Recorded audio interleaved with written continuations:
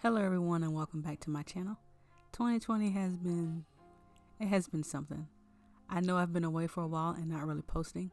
I still have drawings and some videos backlogged that I can voice over, and I do have some drawings in my sketchbooks I want to ink in color for this channel. I still have more manga and comic videos to post, I just need to edit them. I finally finished with chapter 1 of my manga, and I'm already thumbnailing out chapter 2 and I'm drawing page 1.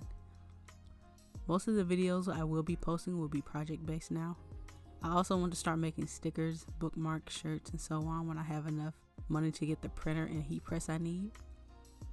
I also need to find a way to reach my audience in order for me to even sell my products. The hardest part is staying consistent even when life gets in the way. I want to have at least 3 chapters done this year. I can still make that deadline, I just need to manage my time more. For the past few months, I have been watching a lot of art YouTubers who do illustrative work, run an Etsy's art store, or just their own art store from their own homes, which gives me the drive to create a small store of my own. The hard part about being an artist is being noticed, and it takes a while to even be recognized for your own work, especially if it's not fan art. Art is something I love to do no matter how hard life gets. I may be unmotivated to draw from time to time, but when those dry spells are over, I jump back into making art even harder. I wanted 2020 to be a year I started to make my own products. My main goal was to try and make shirts, mainly because I've seen shirts with unique designs and some with barely anything on it sell really well. Next was to make bookmarks, sketchbook covers, pencil cases, since those will be useful and popular for artists. And last, I wanted to make pins, because most pins I've seen are really well done. But the downside is I can't make any of these if I don't have anyone to advertise to. It would just be a waste of money and me sitting on a bunch of unsellable merch. At the beginning of the year, I had everything planned out and money set aside to buy things I need to start my small shop until the lockdown happened. Of course, things happened and now I have to restart over, along with half of the world in 2020. But instead of seeing the negative, I try to see the positive. This year gave me more time to improve on my art and start projects since I couldn't leave the house, and allowed me to do more research on how to set up, display, advertise, and promote my work. So the videos will now go more in depth of what I'm doing, my process, and what my stories are about. I have been working on my webcomic for a while alongside my manga, which wasn't a smart thing to do, but I enjoy bouncing back and forth. It keeps me from being stagnant with drawing and improving. This video is page 19 of chapter 1, but video 11 of my 100 days of making manga challenge, which is now way over 100 days. I haven't given up though, I'm still drawing these pages and recording them.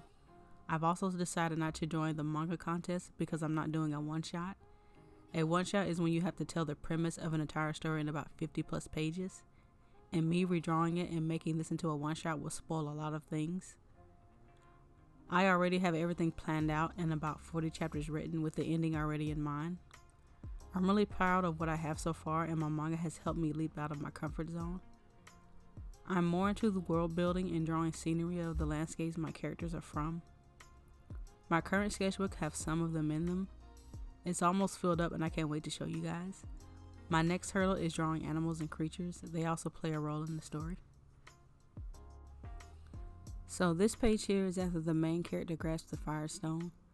By the way, the firestone is housed in the center of a volcano. There's no lava but a boiling lake, which is why the characters were sweating in the earlier pages. Before I drew my manga, I researched how my favorite manga artists panel out their pages. Some mangas I have seen that sketchy look I love, and I wanted to try it, but I couldn't pull it off, so I went with a cleaner look. I did change the pen pressure so I can have more line variations in the later pages.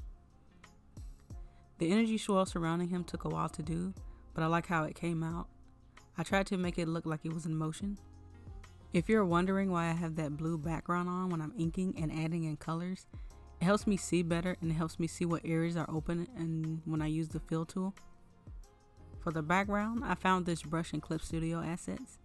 It's in Korean, so I don't know what it says, but I'm glad I found it because I was too lazy to draw all those details, especially that small. For the glow effect, I just used the blur effect instead of the linear burn layer options.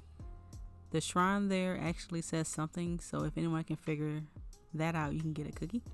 I need to make sure I add in the sound effects and do more research on how I should fit those within the panels. And for the reason why I'm starting this manga is that I always wanted to make one.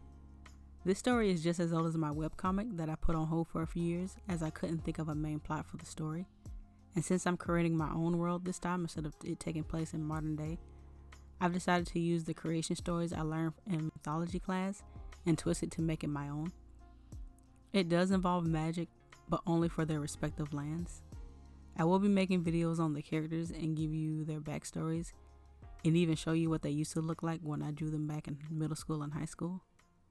I drew his mother recently, and I might make that a next video while I sketch out a quick character sheet of Seether. Thanks for sticking with me in my absence, and I hope everyone is staying positive and motivated through the rest of 2020. See you next time. Bye.